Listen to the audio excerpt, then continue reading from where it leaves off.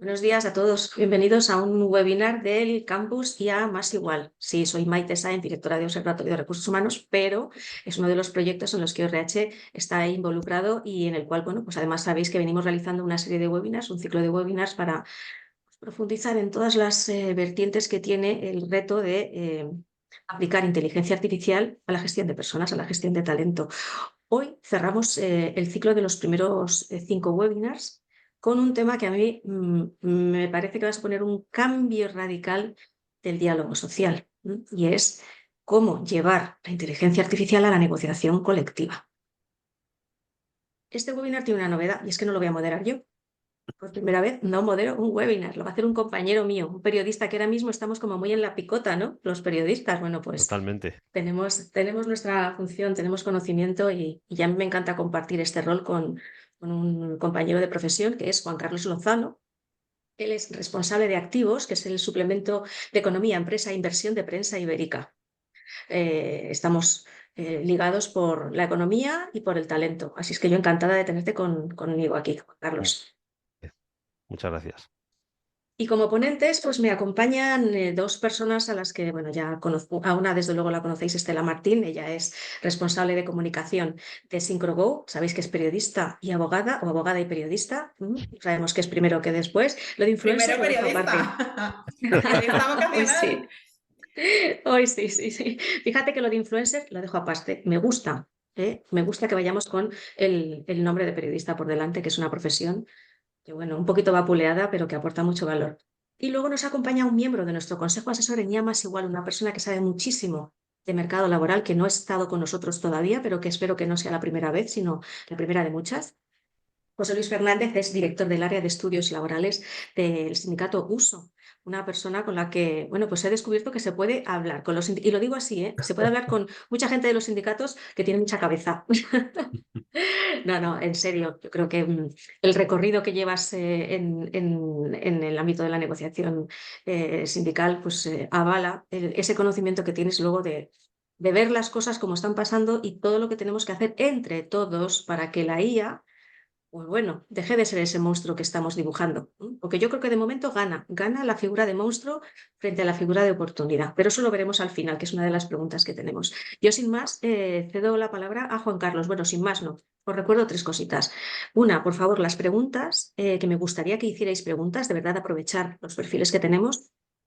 Si podéis formularlas a través de la opción preguntas y respuestas de Zoom, mejor que de la del chat, porque el chat es un poco totum revolutum para gestionar, ¿vale? Entonces prefiero que lo canalicéis ahí. Y si en algún momento dado tenéis que salir, no os preocupéis que os enviaremos la grabación de hoy íntegra, un resumen de la misma y algún link también de interés para que podáis profundizar en la materia.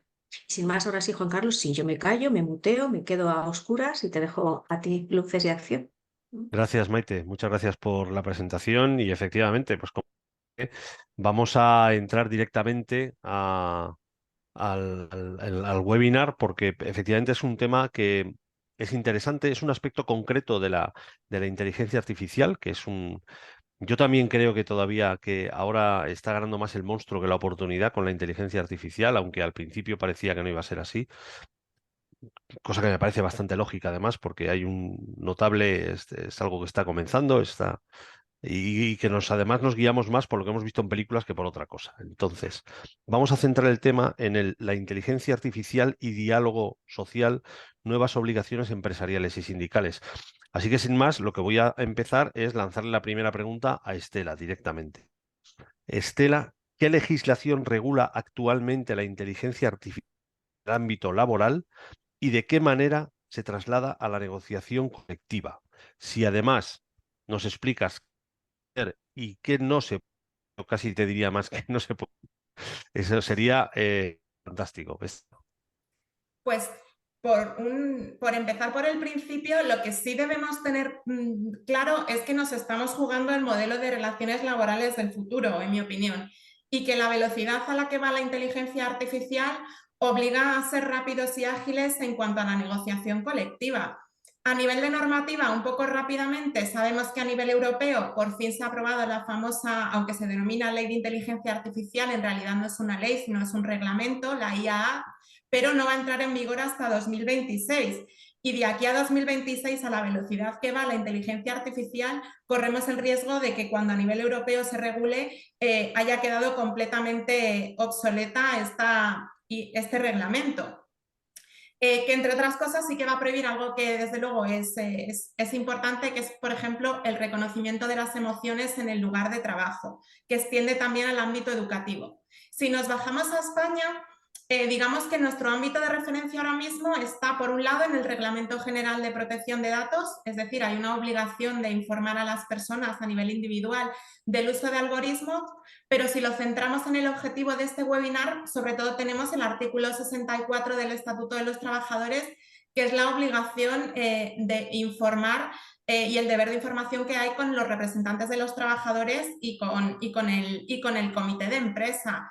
Luego sí que es verdad que en las últimas normas que tenemos, aunque es verdad que más allá de la ley Riders, que ahí sí que establece unas cuestiones respecto a todo el tema del algoritmo, como sabemos con los famosos repartidores, sí que tenemos declaraciones, por ejemplo, aunque son más declaración de intenciones que medidas concretas, como por ejemplo en la Ley 15/2022 de Igualdad de Trato y No Discriminación, que en el artículo 23 sí que habla de que las empresas y las administraciones públicas tienen que intentar apostar por una IA confiable y salvaguardando los derechos humanos. Y luego tenemos también la Estrategia Nacional de Inteligencia Artificial, que sobre todo aborda mucho el impacto de los sesgos, ¿no?, que puede tener la inteligencia artificial en materia de igualdad.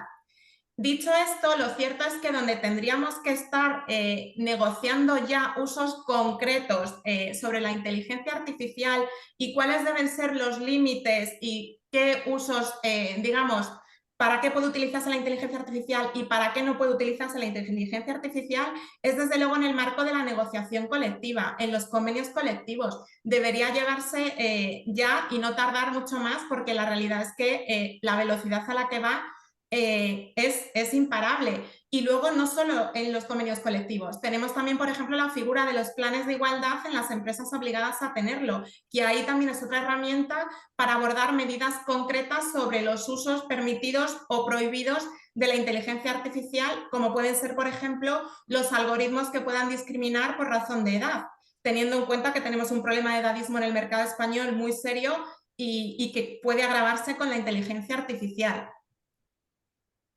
Muy bien, efectivamente, la concreción en estos casos sería fundamental, sobre todo en estos ámbitos que decías, de los convenios colectivos, de los planes de igualdad.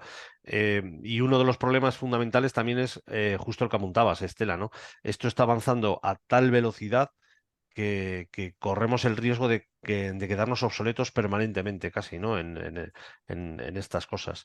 La segunda pregunta, ya sabéis que podéis, cualquiera de los dos, por supuesto, comentar, matizar, a valorar lo que consideréis, pero se la voy a hacer la segunda pregunta a José Luis. José Luis, ¿cuáles son las prioridades de la representación legal de los trabajadores o al uso de la inteligencia artificial? Y una vez dicho esto, te preguntaría cómo valoras los documentos de recomendaciones de UGT y del Ministerio de Trabajo. Bueno, pues el tema es que estamos vamos a ver, decía Estela, digo, por entrar un poquito a lo de antes para enganchar, ¿no? Sí. El tema es que no tenemos un marco regulatorio claro, es decir, hay muy poquito regulado al respecto y por tanto muy poco de carácter obligacional, con lo cual estamos en una cierta dosis de voluntarismo a la hora de abordar este tipo de situaciones. Entonces, a mí me parece que el problema de esto es que Europa, que es la que va a ser la madre de alguna manera que va a regular esta situación, como siempre es muy proteccionista y como se dice coloquialmente es más lenta que el caballo el malo. O sea que para el año 26 la situación que podemos vivir aquí no tenga nada que ver, es decir, haya que volver a replantearse el reglamento. Sí que tiene una ventaja respecto a Estados Unidos, por ejemplo, no quiero hablar de China, que es la panacea de la inteligencia artificial y por tanto basada en el poco respeto a los derechos humanos, si hablo de China. En el caso de Estados Unidos, tiene que ver más con una autorregulación de las empresas, que también es bastante peligroso. Yo creo que teóricamente me quedo con el modelo europeo, que es más proteccionista o más garantista para las personas, que al fin y al cabo, a mí como sindicato es lo que me interesa, ¿no? Es decir, el bienestar de las personas y cómo garantizo sus derechos. Dicho esto, a mí me parece que la negociación colectiva en el plano formal, bueno, yo creo que vamos a estar viendo durante un cierto tiempo una situación híbrida, donde las reglas del juego van a estar marcadas por el marco de relaciones personales, y todos nos conocemos. Por tanto, yo quiero conocer a mi interlocutor por parte empresarial, quiero conocer a mis colegas sindicales que se sientan conmigo en la mesa, cómo nos ponemos de acuerdo a la hora de cuáles son las prioridades. Y la inteligencia artificial, en una primera fase, yo creo que va a tener mucho que ver con una herramienta que nos permite hacer diagnósticos de cuál es la situación, cuáles son las necesidades, realmente esto que me están contando de que la empresa está tan mal, a lo mejor no está tan mal, etcétera, ¿no? Es decir, todo este tipo de situaciones puede aclarar bastante la situación. Pero a mí me preocupa más, y voy a echar una pequeña maldad, es decir, cuando se habla a veces del diálogo social, todo el mundo puede tener una foto de un diálogo social muy institucionalizado entre las grandes patronales, COE, PYME, los dos grandes sindicatos, UGT y comisiones, por denominarlos así, con el gobierno, en muchos casos. Hombre, yo ese diálogo social tan institucionalizado y ligándolo a la inteligencia artificial, digo una pequeña maldad, es que es muy poco inteligente y mucho artificial. Es decir, no, ¿por qué? Porque no avanza, ¿no?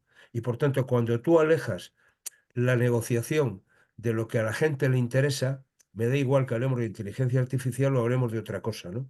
Es decir, lo importante es cómo conseguimos que las empresas generen riqueza para generar empleo y el empleo cada vez esté mejor pagado, mejor remunerado, y por tanto con una dedicación que permita a la gente también conciliar su vida laboral, su vida familiar, etcétera. Es decir, en el fondo, que todos estemos contentos. La inteligencia artificial aquí tiene mucho que decir, porque es la que puede diagnosticar, es decir, cuál es la situación de la empresa, cuáles son los puestos de trabajo, hasta qué punto este famoso tema de la productividad podemos medirla o no. Es decir, cómo podemos acabar a veces con la cultura del presentismo, ir a culturas de eficiencia en el puesto de trabajo. Es decir, ¿por qué hay que estar calentando una silla sin hacer nada en una empresa determinada? Y no me estoy tirando piedras al propio tejado, ¿eh? Lo que estoy diciendo es que yo como trabajador quiero ser eficiente en mi trabajo, porque si puedo hacer una cosa en 4 horas, a lo mejor puedo dedicar 2 horas a estar con mi familia y sacar a pasear a mi mujer y a mis hijos. Esta es la cuestión. Y no tengo por qué estar 8 horas en una empresa calentando la silla, sin hacer nada. Me parece que este tipo de cuestiones son básicas y fundamentales. Y respecto a los documentos que planteabas, bueno, pues los documentos de UGT es una recomendación que hace para su interno, nosotros tenemos las nuestras, y el documento, me parece, del Ministerio es un poco de carácter técnico, tiene algunas recomendaciones más, y yo insistiría en 2 cosas que dicen ahí. Es cuando se usa la inteligencia artificial sin intermediación de ninguna persona, entre, digamos, entre el usuario final y el proceso que ha seguido la inteligencia artificial, hay obligación de decirlo que se está haciendo, es decir, hay obligación de comunicarlo. Mientras que si el desarrollo de ese proceso interviene una persona antes de llegar al, digamos, al final, al trabajador, no hay por qué decirlo. Y ahí está la trampa. Es decir, si al final el director de recursos humanos o una persona de ese ámbito recoge digamos, los resultados de ese análisis que ha hecho la inteligencia artificial y lo va a utilizar después igual, en una movilidad geográfica, en un ERTE, en una clasificación de personal, no tiene por qué decir que ese proceso previo se ha hecho utilizando la inteligencia artificial y no otro tipo de factores.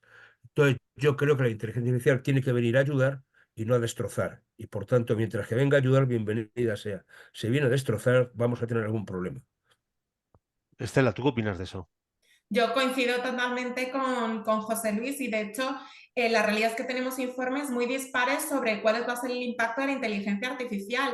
En agosto, por ejemplo, la Organización Internacional del Trabajo publicó un informe que en mi opinión quizá pecaba de excesivamente buenista en el sentido de que el informe de la OIT considera que no se van a destruir tantos puestos de trabajo y que la OIT puede ayudar a que aumente la cualificación de determinados puestos. Aunque sí que es verdad que el informe sí que incidía también en el problema que puede haber en materia de igualdad.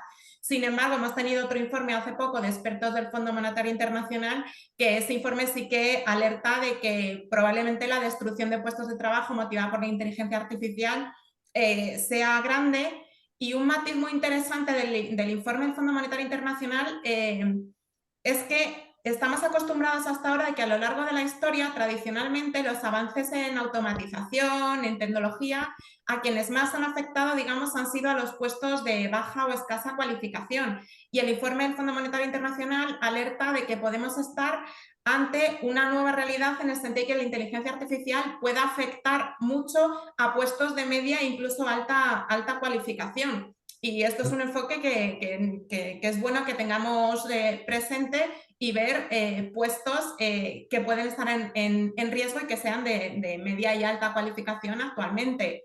Por Pero lo demás, fijaros, pues lo que comentaba José Luis, totalmente de acuerdo que al final no podemos ver, el problema nunca es la tecnología. O sea, una tecnología no es buena ni mala en sí misma. El problema es el uso que tú hagas de esa tecnología. Y con la IA lo que tenemos que hacer es un DAFO, es decir, debilidades, amenazas, fortalezas y oportunidades. Y si lo bajamos al ámbito laboral, pues por supuesto analizar esas debilidades, amenazas, fortalezas y oportunidades en materia de formación, que se puede utilizar la IA para mejorar la capacitación y la formación.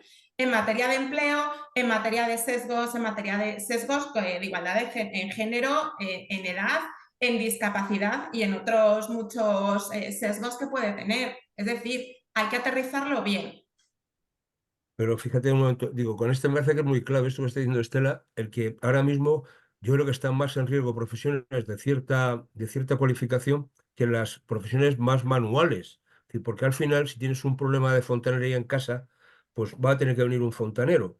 Sin embargo, un periodista, ya que estáis aquí varios, y voy a aprovechar que ya que no lo soy para meterme con vosotros coloquialmente, podéis ser perfectamente sustituidos, porque puede haber un bot que se dedica a pegar un vistazo por todo lo que están diciendo distintos medios de comunicación, tiene capacidad de hacer una locución y por tanto puede ponerse, si quitamos al locutor de radio y directamente una maquinita da las noticias, ¿no? Es decir, sin ningún tipo de problemas.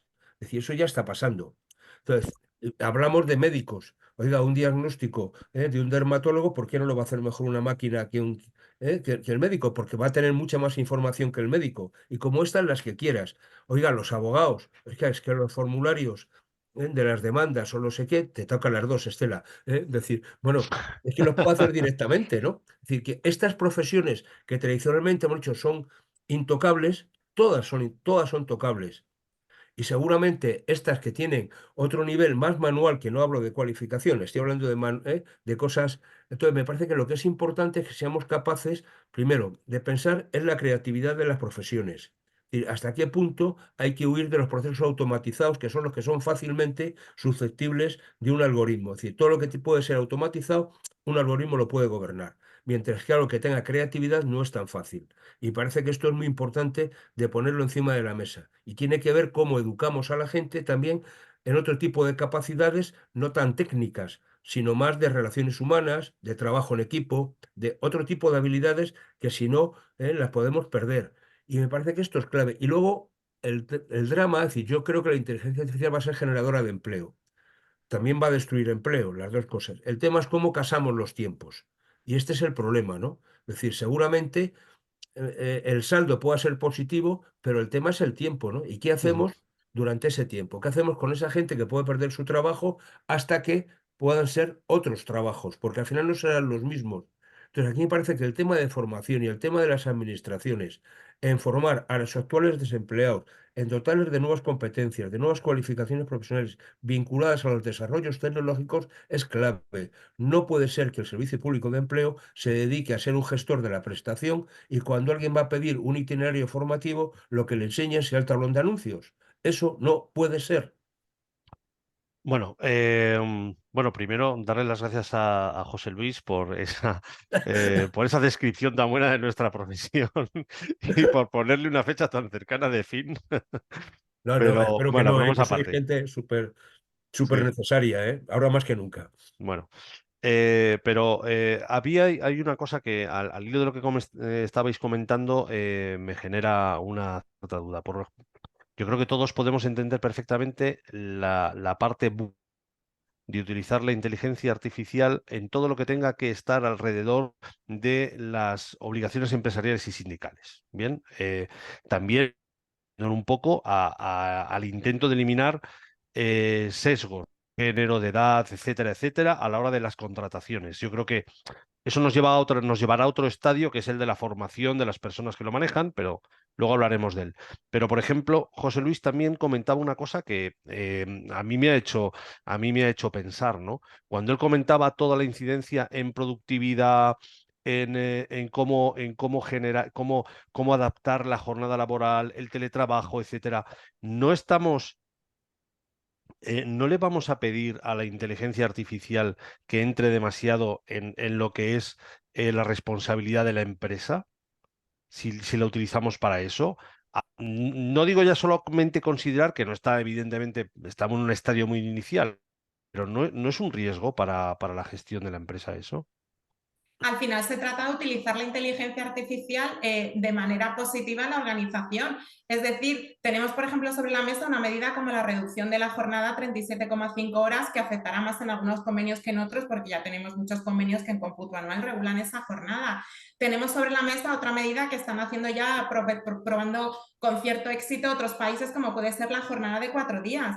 Es que a lo mejor lo que nos tenemos que plantear es utilizar la inteligencia artificial para posibilitar medidas como por ejemplo pues la reducción de jornada sin que haya una merma de productividad, porque tú lo que haces es utilizar la inteligencia artificial para hacer las tareas de una manera más rápida o para eliminar ineficiencias y poder utilizarla de manera positiva. Yo para mí el problema no está tanto en que utilicemos la inteligencia artificial, que por supuesto hay que utilizarla bien y por eso creo que el marco más adecuado es la negociación colectiva, porque además luego tenemos que ponernos a ver porque cada sector, los sectores empresariales son un mundo, los puestos son muy diferentes y las necesidades pueden ser muy diferentes, sino el no utilizarla. O sea, para mí el riesgo, igual que en puestos, como ha dicho José Luis, de abogados o periodistas, es que yo creo que ahora mismo cualquier abogado o periodista, hablo de estos puestos porque son los que hemos utilizado de ejemplo, ya debería estar utilizando inteligencia artificial y ya debería ver en qué lo puede utilizar y de qué manera para optimizar su trabajo o, por ejemplo, para cualificar información o hacer barridos en bases de datos cualificadas. O sea, para mí el problema está en que como vayamos muy tarde, corremos el riesgo de que peligre nuestro nivel de empleabilidad.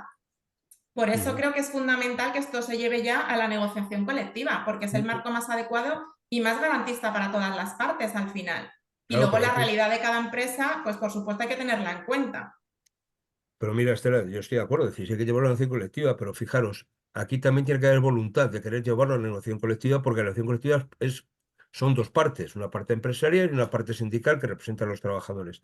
Claro, cuando la parte empresarial te puede decir, con la legislación en la mano, que se comentaba al principio, que la única obligación que tiene es de informar, bueno, pues ya está, o sea, ya cubierto, digamos, la parte legal. Es decir, oye, te informo que estoy utilizando un algoritmo para la selección de personal o no sé qué, pero ni siquiera me tiene que decir si, cuáles son los modelos de entrenamiento que ha seguido ese algoritmo para garantizarme que efectivamente no está discriminando por determinados sesgos. Y los sesgos pueden ser, no digo cuasi infinitos, pero más allá del de la edad y género, pero podemos hablar de discapacidad o no, podemos hablar Orientación de muchas más sexual. situaciones, color de la piel, lugar de residencia, dónde vives, estás, si eres una mujer, estás en edad fértil o no lo estás. Es decir, podemos poner tropecientas mil cosas. Oiga, no basta que usted me diga que tiene ese algoritmo, dígame qué es lo que está analizando el algoritmo.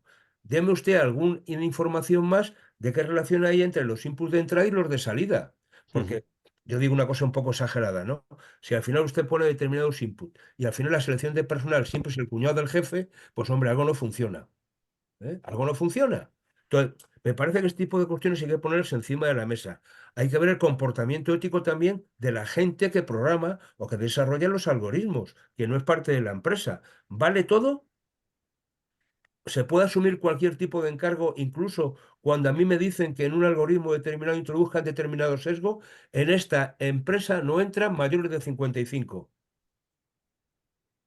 Digo, me lo pueden pedir. Yo como programador o como desarrollador tengo capacidad para decir que no. ¿Hasta qué punto está este comportamiento para jugar ahí? Entonces, el tema de la negociación colectiva me parece importante, pero no olvidemos que la negociación colectiva tiene Seguramente varios factores. Uno, más allá del salario, de la jornada, que son los términos habituales, cada vez más están otro tipo de factores que tienen que ver con el desarrollo, con facilitar la vida de las personas. Tiene que ver con temas de conciliación, por tanto, tiene que ver con adaptación de horarios, flexibilidad horaria pactada. Es decir, Ujú, hombre, ¿por qué tenemos que entrar todos a la misma hora?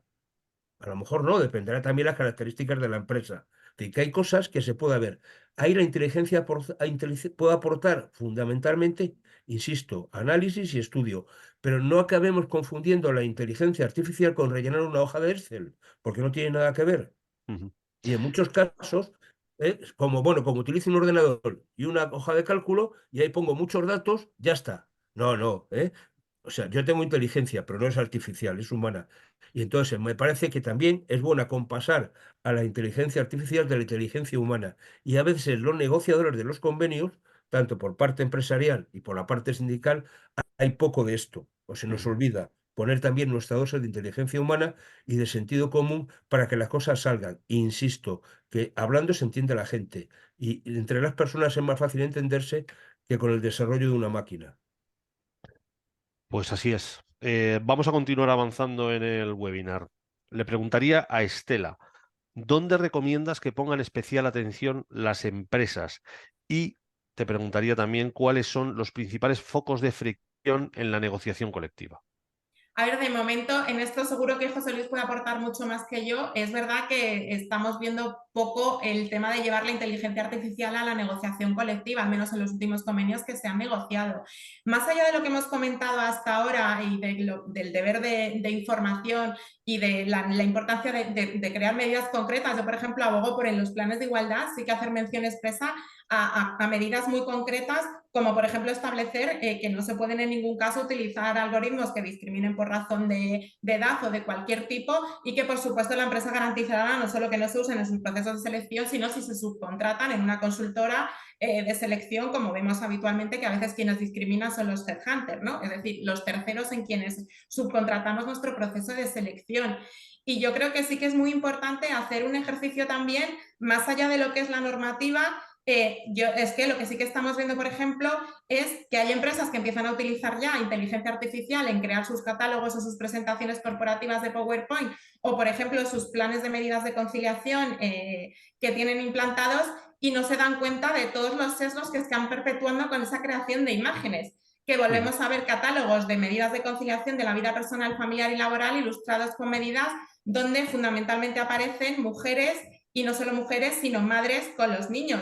Ojo con esto, porque esto no es solo un tema legal, que por supuesto, y de los límites que son difusos ahora mismo, porque la normativa que tenemos, yo coincido con José Luis, al final es genérica. Esto también es un tema de dirección estratégica de personas, es decir, no nos sirve de nada tener un plan de igualdad en el que, por ejemplo, hablemos de medida de utilizar el lenguaje inclusivo si luego estás utilizando catálogos creados con inteligencia artificial donde estás reproduciendo un montón de sesgos. Por eso es importante analizar la inteligencia artificial de yo como empresa, dónde la estoy utilizando, para qué, de qué manera, y cómo esto puede impactar en mi política de dirección estratégica de personas. Ujú. José Luis, para ti, otra pregunta. El derecho a la información, a la representación de los trabajadores sobre el uso de la inteligencia artificial, esto es un tema que ya has comentado antes, de hecho, pero vamos a hacer la pregunta concreta. ¿Es preceptivo en nuestra legislación? ¿Qué información crees que hay que poner a su disposición? ¿De qué manera? ¿Con qué plazos? Bueno, pues hay que poner de alguna manera, decir, cuál es la finalidad de ese algoritmo, es decir, para qué lo ha hecho, ¿no? Y cuáles son los parámetros que está utilizando para su funcionamiento. Porque al final, es decir, tiene que ver mucho, eso que os comentaba antes, la correlación entre lo que entra y lo que sale, ¿no? Es decir, esto, de alguna manera, hay cosas que funcionan estupendamente, ¿no? Yo os pongo un ejemplo que me parece que es muy sencillo de ver. Un atleta, si entrena bien, puede hacer una buena marca. Si entrena mal, hará una marca horrorosa. O ni siquiera, ¿no? Tendrá capacidad para ir a competir. Por tanto, si ese algoritmo, cuando se ha entrenado, lo que le estamos diciendo es qué buenos datos le introduzco, es decir, qué calidad de datos le introduzco, teóricamente, la parte final que salga tendría que ser buena. Entonces, yo creo que en este caso me parece que lo que es clave es que nos informen de ese proceso. Si eso tiene que ver también con procesos de automatización de la producción, si tiene que ver con el desarrollo, por ejemplo, de los turnos, si tiene que ver qué factores se están introduciendo. Porque al final esto de la inteligencia artificial sirve para un roto y un descosido. Es decir, sirve para organizar una planificación y distribución de los puestos de trabajo o los horarios de los empleos, o como decía Estela, para hacer un catálogo. En función de estas cosas, bueno, pues tire. Si ¿es lo mismo? No.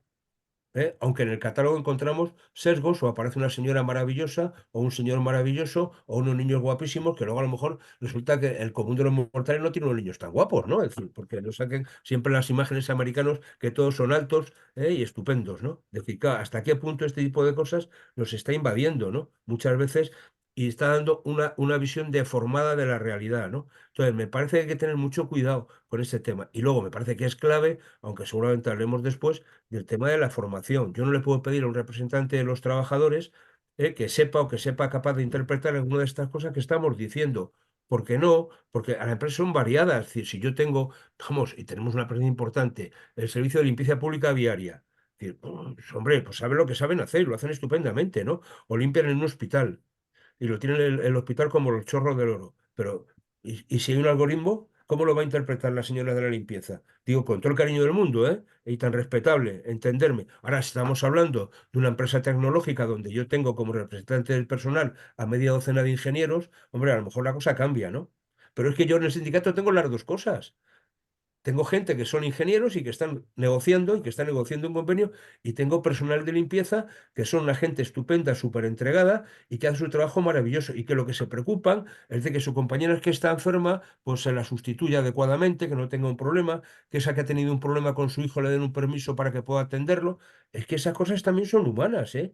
Y no nos olvidemos que la inteligencia artificial lo que no puede hacer, y yo creo que tenemos que empeñarnos en eso, es deshumanizar. Tiene que ayudar a que humanicemos más los procesos de producción y el ámbito de las relaciones humanas, que no se pueden perder. Me parece que sea una mala política de personal, y yo lo diré siempre así, con las departamentos de recursos humanos, aquellos que se olvidan de que están gestionando personas.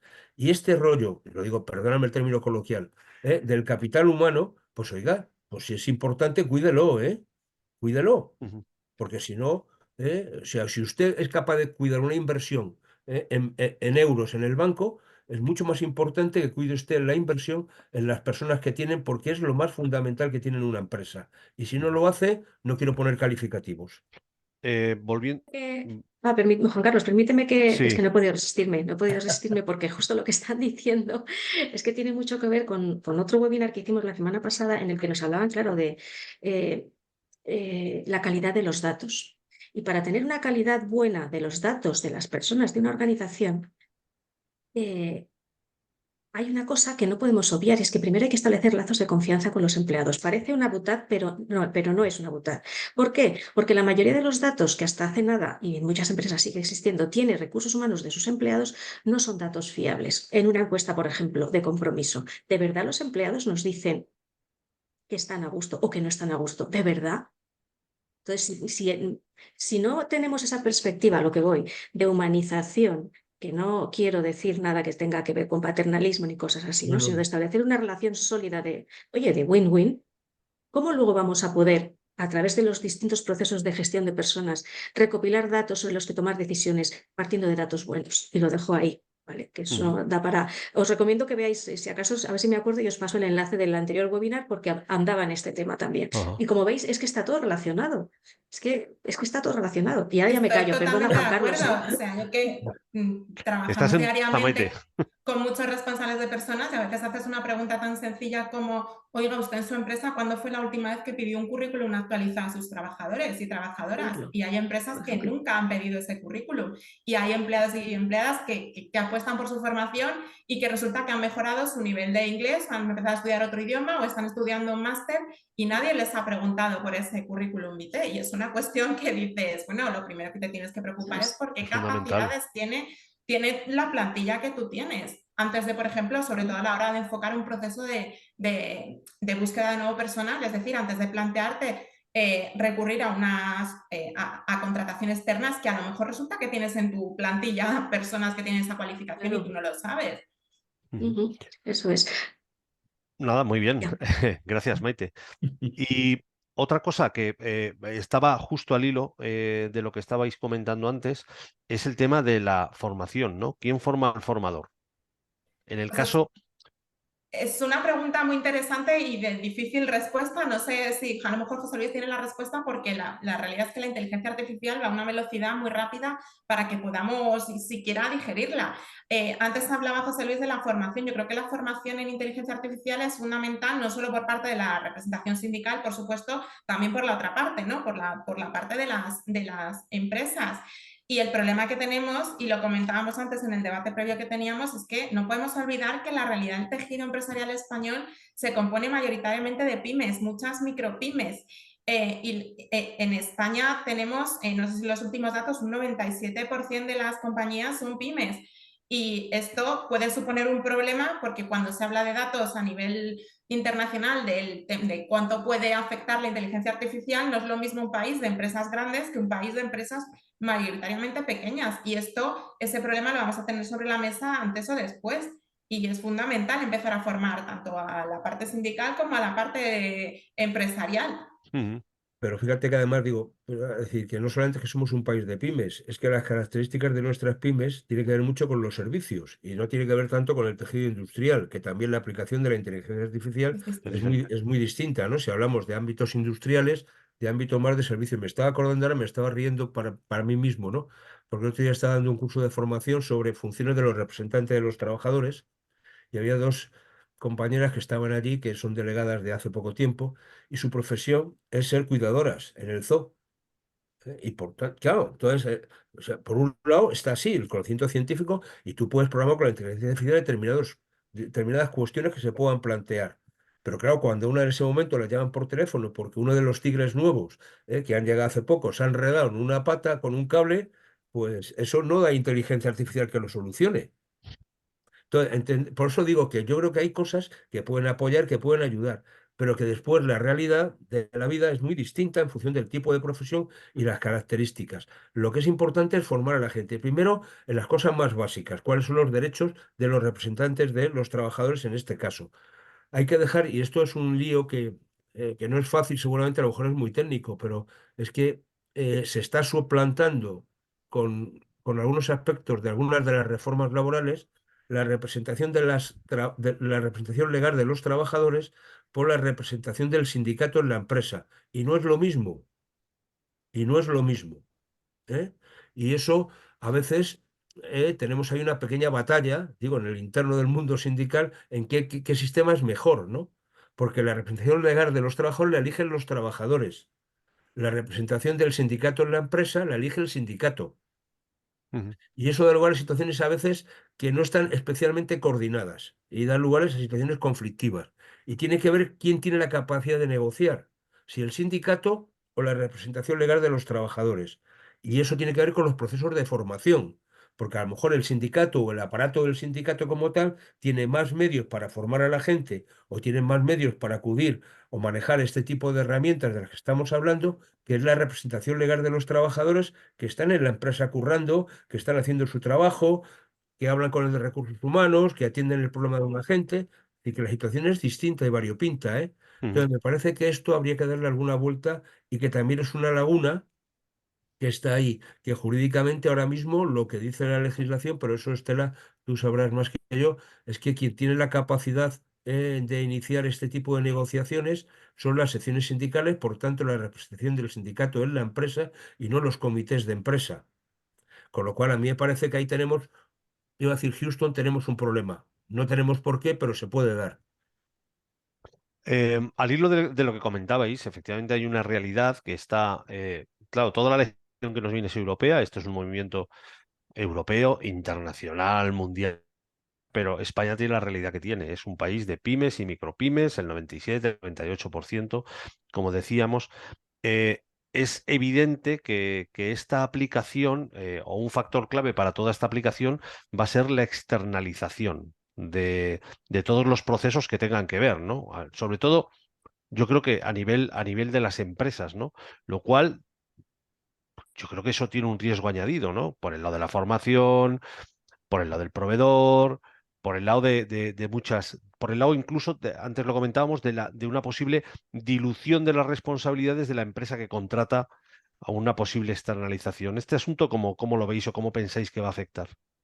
El hecho de que una empresa externalice no justifica que se pueda incurrir en causas de discriminación. Es decir, tenemos unas causas de discriminación que están tasadas en la normativa, tenemos el Principio General de Igualdad de la Constitución y otras normas como la Ley 15/2022 que ahondan en conceptos pues, como la discriminación por razón de edad, la discriminación por razones de salud o de otro tipo. Es decir, que el hecho de que externalicemos determinadas cuestiones de inteligencia artificial no nos exime como empresa de responsabilidad. Cuestión distinta será el tema de probar que existe una discriminación derivada del uso de la inteligencia artificial por razón de género, de edad, de salud, de colectivo similar, pero la responsabilidad la seguimos teniendo. Yo voy a poner ejemplo muy concreto. Si tú como empresa externalizas, por ejemplo, en una agencia de publicidad o en una agencia de marketing que te cree tu nuevo modelo de presentación corporativa de PowerPoint y tú cuando recibes esa presentación tú tienes que vigilar que realmente pues, cumpla, por ejemplo, las medidas que puedes tener establecidas en el plan de igualdad, que no nos encontremos como sucede en la práctica una presentación corporativa donde la imagen de fondo es un señor ejecutivo de unos 40 años, blanco, etcétera. O sea, es decir, que tienes una responsabilidad y no solo legal, también de incurrir en discriminación, también si te tomas realmente en serio, esto ya es otra cuestión, tu política de gestión de personas, tienes que evitar estas cosas. Insisto y lo decía antes, de nada nos sirve tener un plan de igualdad donde digas que vas a utilizar el lenguaje inclusivo si luego estás utilizando textos, por ejemplo, generados con inteligencia artificial o con imágenes generadas por inteligencia artificial, donde estás reproduciendo sesgos y donde las imágenes de tus presentaciones corporativas, de tus catálogos de conciliación, de tus comunicados internos, lo que están haciendo es reproducir sesgos. Hombre, Muy pero bien, seguimos. no, iba a decir Perdona, que, perdona, José Luis, si quieres no, comentar algo, digo por que la supuesto. externalización me parece que es algo que a veces está, que muchas empresas recorren por comodidad, pero al final la responsabilidad de la empresa contratante es importante, ¿no? Que es la que tiene que verificar que aquello que contrata responde a aquello que quiere y sobre todo a los principios de legalidad, ¿no? Entonces no vale excusarse. Entonces me parece que aquí también, en cualquier caso, sigue habiendo un problema entre de quién cae desde el punto de vista la responsabilidad en un proceso, ¿no? Es decir, de a quien lo hace mal, que es el que hace el servicio o quien lo contrata, ¿no? Y no ha verificado que ese servicio se adecua a las características que tendría que hacer, ¿no? Porque de nada sirve, ¿no? Hacer planes o llegar a acuerdos si después yo someto el desarrollo de esos acuerdos a un tercero y me hace una chapuza, ¿no? Ujú. Bueno, pues Tampoco nos tenemos que ir a la inteligencia artificial, es decir, que esto no, lo no, hemos eso visto ya pasa. ya, por ejemplo, en externalización de procesos de selección. Oiga, usted como empresa es responsable de en quién está externalizando y que el headhunter, consultora de selección o donde usted cuelga su oferta de empleo o el portal de empleo no esté discriminando por razón de edad o no esté haciendo preguntas que no se pueden hacer en un proceso de selección. Es que la empresa que contrata finalmente es responsable. Muy bien. Continuamos. Una inteligencia artificial omnipresente cambiará de forma radical las bases del diálogo social. Yo creo que eso más o menos lo claro.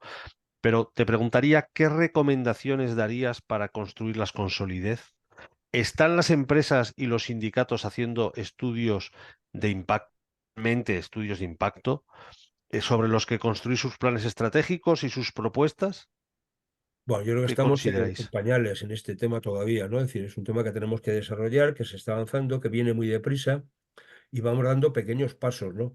Hombre, nosotros, desde nuestro punto de vista en la uso, estamos haciendo este tipo de situaciones respecto a cuál es nuestro mapa, ¿no? Es decir, qué tipo, cuáles son los perfiles de la gente que acude a nosotros, es decir, cuál es la representación de nuestros trabajadores, qué perfil tenemos, que en definitiva, ¿no? Que eso nos ayuda mucho a la hora de construir. Bueno, y seguir implementándolo, ¿no? Desde el punto de vista práctico, es decir, yo creo que todavía nos va a costar tiempo en meter esto, porque al final somos como muy tradicionales. ¿M? Y nos gusta vernos la cara. ¿Qué quiero decirte? O sea, que esto está muy bien, lo que estamos haciendo hoy está estupendo. Nos vemos aquí en Ubeníbar, nos vemos por Zoom, todo maravilloso. Pero a mí me encantaría poder estar sentados con vosotros y al acabar irnos a tomar un café. Es decir, que es una cosa como muy humana, pero me parece que no podemos perder esto tampoco, ¿no? Toda la inteligencia artificial no puede hacer que nuestra vida sea artificial. Tenemos que intentar que nuestra vida también sea bastante más natural. Y es natural que yo me tome un café con los amigos, que le pregunte a mi compañero de trabajo qué ha pasado con tu equipo de fútbol el domingo, ¿eh? O qué le pasa a tu niño que tiene, pues que le has tenido que ingresar en el hospital, ¿no? Qué cosas tan obvias, ¿no? Entonces, eso me parece que es clave. Y eso la inteligencia artificial no nos lo va a dar y no lo podemos perder. Pero sí que nosotros estamos trabajando en todo lo que tiene que ver con plataformas de formación, estamos automatizándolas, estamos intentando que haya una situación de más transmisión de conocimiento por esta vía y sobre todo saber un poquito, decir, qué es lo que la gente, de alguna manera, para el tema de conocer la opinión de la gente, ¿no? Entonces nos parece que como sindicato tenemos una obligación que es preguntarle a nuestra gente, en primer lugar, qué es lo que quiere, ¿no? Qué es lo que quiere cuando va a la negociación colectiva, cuáles son sus prioridades y a eso nos tenemos que deber. Y para esto creemos que es una buena herramienta, pero que todavía está en pañales en su implementación, ¿eh? ¿Tú, Estela, qué crees? ¿Están A haciéndolo ver, las empresas? yo creo que hay más uso de la inteligencia artificial del que pensamos. Cuestión distinta es que las empresas digan qué están Sí. haciendo con la inteligencia artificial o si ya están haciendo estudios DAFO de cómo puede afectar en el negocio, su viabilidad, en qué puestos, pero sí que es verdad que lo estamos viendo ya en cosas, por ejemplo, pongo un ejemplo, por ejemplo, cuando empresas subcontratan agencias de marketing, publicidad, ya se está incorporando en las cláusulas que la agencia se compromete a decir que si en el trabajo que le ha encargado la empresa se van a utilizar imágenes o textos que hagas con inteligencia artificial, que digas precisamente que se han utilizado estos textos y estas cláusulas, aunque sean mercantiles, claro que afectan a la plantilla. O al revés, o con el personal interno que tengamos de plantilla en departamentos pues como comunicación, marketing o similar, ya se empiezan a decir, ojo, si utilizáis inteligencia artificial, con esto se están haciendo reglas de uso y limitaciones. Y luego tenemos a muchos empleados que por su cuenta hay empleadas que están viendo ya cómo pueden utilizar la inteligencia artificial. O sea, el problema que tenemos es que esto viene a una velocidad que no sé si vamos a ser capaces de digerirla. Por eso es importante saber, oye, pare un momento, ¿no? Aquello no sé si habéis visto alguna vez el meme famoso de que se ofrece una rueda para evitar que vayan cargando y dicen, no, que estamos muy ocupados. Pues ojo con esto porque como lleguemos tarde, el daño o el destrozo puede ser mayor de empresas que acaben fuera del mercado porque no hayan sido capaces de adaptarse. Vamos a entrar en un bloque de preguntas. Bueno, en realidad hasta ahora también iban para ambos porque los dos teníais ahí una visión que aportar, ¿no? Pero voy a haceros la siguiente pregunta. Tenemos claro que uno de los principales riesgos del uso de la inteligencia artificial son los sesgos, porque implican directamente una discriminación, una falta de equidad. Esto condiciona la cultura de diversidad que se supone que estamos todos acometiendo, la fórmula de Promots en la IA generativa. Pero el futuro reglamento europeo de inteligencia artificial, pues todos pensamos que va en este sentido. Pero ¿qué más hace falta?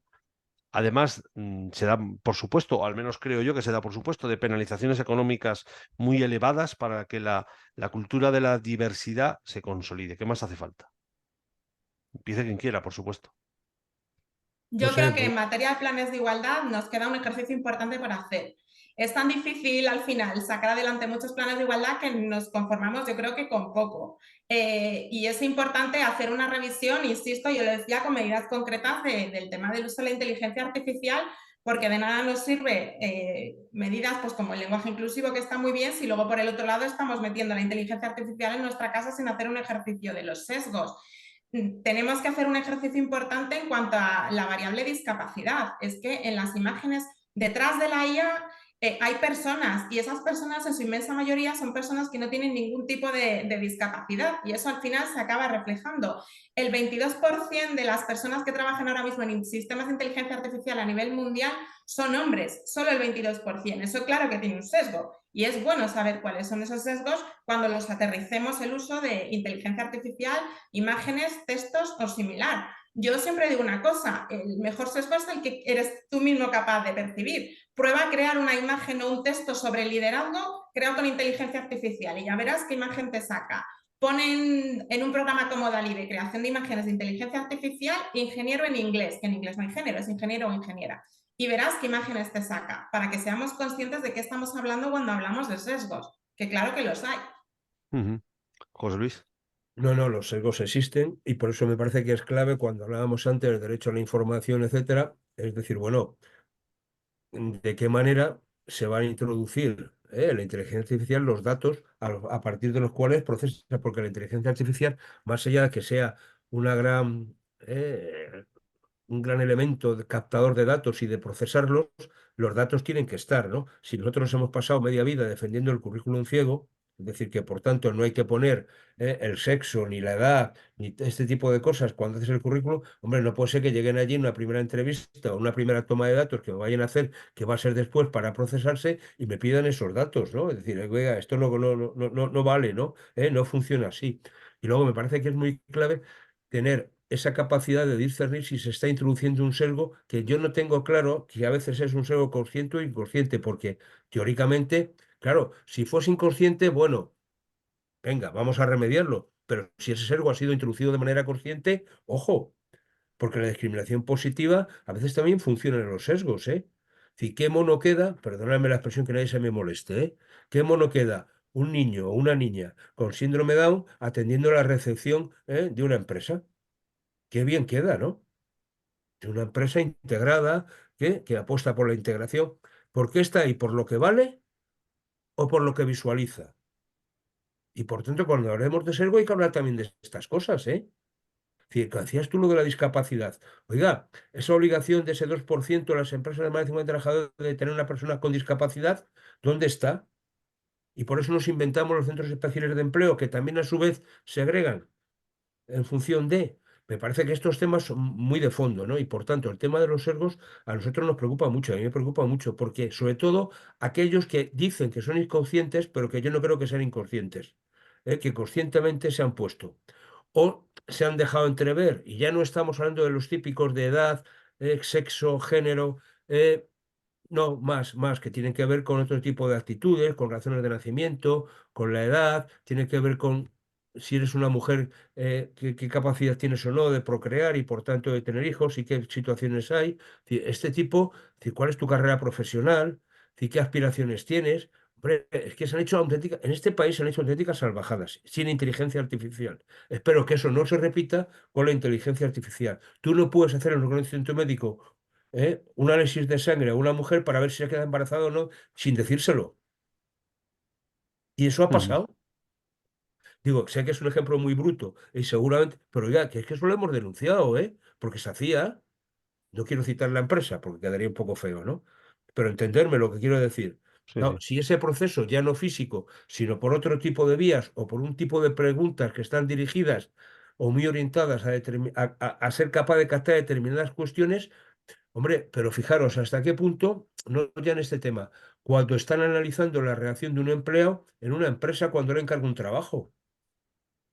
Si me ha puesto mala cara, no me ha puesto mala cara, ¿eh? O estamos hablando de un call center donde a veces le pueden estar escuchando después de atender una llamada que la persona que está atendiendo diga: "Joder, vaya coñazo de señor o señora que estaba atendiendo". Claro, este tipo de cosas se procesan, ¿eh? Ujú, Y los informan. Ojo con estas cosas. Por tanto, lo de los sesgos hay que tener mucho cuidado y hay que ser muy, muy duro, para que no se apliquen. Y no es fácil de detectarlos. ujú. Vamos a acabar, si os parece, el bloque de las preguntas, digamos, que teníamos, con una última que os voy a trasladar ahora, y luego daré entrada a una pregunta de nuestros participantes en el webinar, ¿no? Que hay alguna. Eh, mm, el actual ministro de Transformación Digital, José Luis Escrivá, ha anunciado una digitalizadora de la administración pública y se ha confesado fan de la inteligencia artificial. Pero, en fin, por ascender un poco a lo concreto, ¿cuáles serían vuestras propuestas de uso de la inteligencia artificial en los servicios públicos de empleo? Bueno, lo primero es que yo creo, en mi opinión personal, eso es una opinión muy personal, es que un servicio público de empleo para lo que debería de funcionar es para realmente ayudar a conseguir empleo a las personas que están en situación de desempleo y tener medidas concretas de un plan de acción muy serio con las personas que están en un desempleo de larga duración. Y eso a día de hoy, ni con inteligencia artificial, no lo hemos conseguido con los sucesivos gobiernos. Toda utilización de la tecnología que sea en pro de conseguir mejoras para las personas trabajadoras y por ende por el conjunto de la sociedad, bienvenido sea. Pero hemos asistido a otros anuncios de transformación digital, de competencias digitales a lo largo de los años y los resultados pues, no han sido especialmente fructíferos. Ojalá que realmente se produzca un cambio y que se reduzca en ventajas tangibles. Desde luego, un Ujú, servicio público de empleo para lo que debería estar en primer lugar es para realmente actuar para ayudar a las personas a conseguir un empleo o una ocupación. ujú. Bueno, eso sería José Luis. lo ideal y lo deseable, pero hoy por hoy el Servicio Público de Empleo, el estatal, lo que se dedica es a gestionar la prestación por desempleo exclusivamente.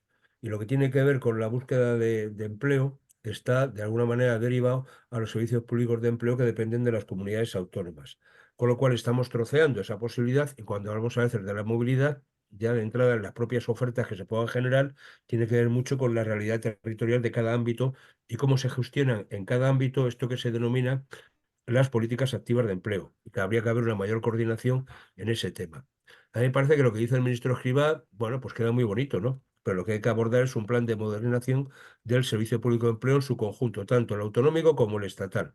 Y eso pasa por incremento de plantillas, que llevan años sin darse. El famoso tema de los orientadores, tiempos. Ay, tiempos, pues mira, del primer gobierno de Zapatero ya se hablaba de introducir 1.500 orientadores. Todavía seguimos con ellos, ¿eh? A ver si los ponen. Con contratos temporales, por supuesto, los contrataba la administración. Vaya, vamos a ver si lo hacemos un poquito bien. Pero, insisto, aumentar las plantillas, modernizar los sistemas. Y eso tiene que ver con el uso de sistemas de inteligencia artificial. Seguimos con programas obsoletos con ordenadores que a veces la gente, cuando ahora se ha incrementado el teletrabajo, la gente ha tenido que trabajar con los de su casa porque los otros no funcionaban.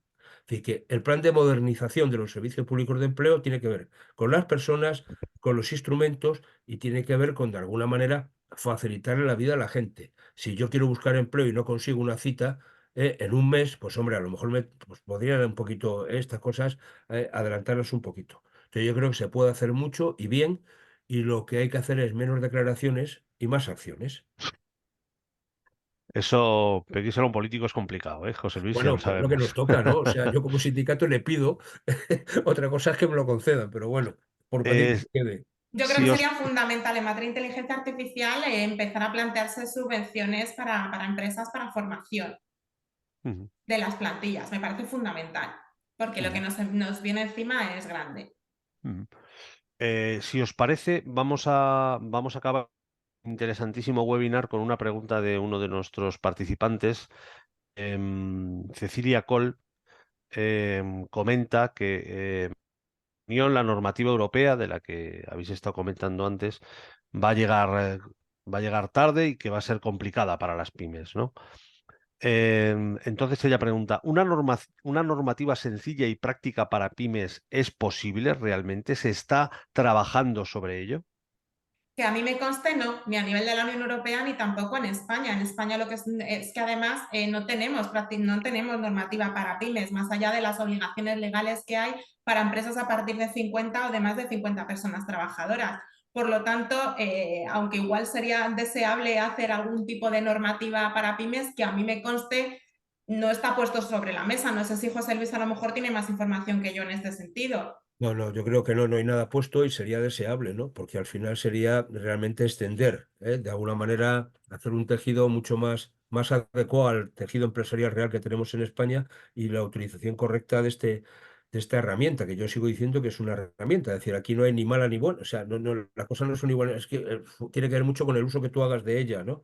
Y me parece que es algo que podría servir y facilitar la vida a mucha gente siempre que se haga bien y se haga con sentido común y que por tanto el problema es quién, cómo y cuándo se hacen este tipo de cosas, ¿no? Ujú, Y yo creo que ahora mismo ni la administración está en esta pelea porque al final en estas cosas miramos siempre que no lo haga Europa. Y hasta que Europa no rechista, pues aquí vamos al tampoco. tran, ¿no? Claro. Yo si Una nos vamos última, perdona. a la norma, yo insisto, la normativa que tenemos es muy genérica, es un poco la que hemos comentado, veremos a ver qué pasa en los movimientos en la negociación colectiva. Sí que me parece muy interesante el instrumento de los planes de igualdad para establecer medidas concretas, pero sí que las empresas, yo creo que sobre todo las que se toman en serio su política de dirección estratégica de personas, sí que deben ser muy conscientes que ya estamos viendo textos, imágenes creadas con inteligencia artificial y ver de qué manera se están utilizando y para qué. Y por supuesto, como empresa, yo creo que cualquier empresa debería estar analizando ya el impacto que va a tener y hacerse un DAFO en su empresa en concreto. Debilidades, amenazas, fortalezas y oportunidades, porque lo que se están jugando muchas empresas realmente es su viabilidad. Ujú. Una última pregunta voy a introducir. La plantea Luis Méndez. Os pregunta, ¿cómo podríamos utilizar la inteligencia artificial para mejorar la seguridad y la salud en el trabajo? Pues mira, hay un estudio muy interesante interesante de la Agencia Europea de la Seguridad y Salud en el Trabajo, que incide en la parte positiva de la inteligencia artificial bien utilizada, por ejemplo, para hacer análisis potencial de dónde pueden estar los riesgos, para temas, por ejemplo, de acoso y gestión de riesgos psicosociales. Y si queréis luego os mando el enlace al estudio, porque es que es específico sobre utilización de inteligencia artificial en materia de seguridad y salud en el trabajo. Sobre todo porque sí que es una aplicación muy práctica y que se puede hacer de manera y muy medible. Quiere decir que tú Sí, puedes hacer un análisis de los puestos de trabajo, de necesidades que tienen, los riesgos potenciales que puedes tener, un plan de evacuación, cuál es el mejor plan de evacuación. Es decir, se pueden y se deben hacer muchas cosas y ahí sí que tiene una viabilidad directa y una aplicación sencilla y útil, donde todo el mundo puede ver perfectamente la utilidad, ¿no? Es decir, esto de cuál es el mejor plan de evacuación de esta empresa, ¿no? Una cosa tan simple como esa. o dónde pueden estar los mayores riesgos, por ejemplo, en un almacén, que es lo que cuantificaba, ¿no? Sí, O sí. en los riesgos de los carretilleros, por Ujú. ejemplo, por poner un Ajá. ejemplo. Muy bien, pues en primer lugar, darle las gracias a nuestros dos ponentes, a José Luis Fernández, a Estela Martín. Me imagino que ahora, como ya está ocurriendo, entra Maite Sáez. Yo, por mi parte, decir que me ha parecido interesantísimo. Espero que además a todos nuestros participantes les haya parecido, además de interesante, muy útil, ¿no? Para su día. Que por mi parte, nada más, Maite, te cedo la palabra. Muchas gracias por invitarme. Muchas gracias, me quedo súper tranquila porque voy a poder delegar muchas más veces este rol que necesita también oxigenarme. Nada, ha sido una charla fantástica, de verdad os agradezco a los tres el que lo hayáis hecho tan, bueno, tan ameno porque evidentemente es una cuestión compleja, no vamos a solucionar el futuro de la negociación colectiva en esta sesión, pero yo creo que hay que empezar a poner pasitos para, bueno, pues como todo en el mundo de la inteligencia artificial, intentar hacer las cosas con un poquito de proactividad y no de reactividad, a ver si somos capaces por una vez. Bueno, hay que soñar un poco a lo grande, luego ya veremos hacia dónde nos llevan estas cosas, pero de verdad hay que empezar a pensarlas.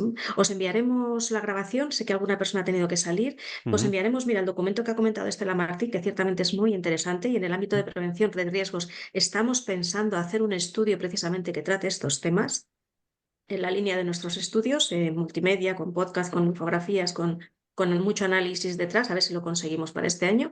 Y estamos a vuestra disposición. Muchísimas gracias a todos por haberos sumado hoy, día previo al Día del Trabajo, pero aquí seguimos todos, que hay que hacerlo, hay que Día levantar el del país. Trabajador, Maite. Perdón, Día del Trabajador. Bueno, si nos atenemos al lenguaje de género, Día de las Personas Trabajadoras. Lo que pasa Bueno, que ya bien, sabéis, pero a mí eso se me olvida. históricamente fue Se así. me olvida Así se siempre. denominó. Bueno, muchísimas Estupendo, oye, gracias. muchísimas gracias y que tengáis una feliz Muchas semana a gracias, un todos. placer. Hasta Gracias. luego. Hasta Buena luego. semana. Adiós.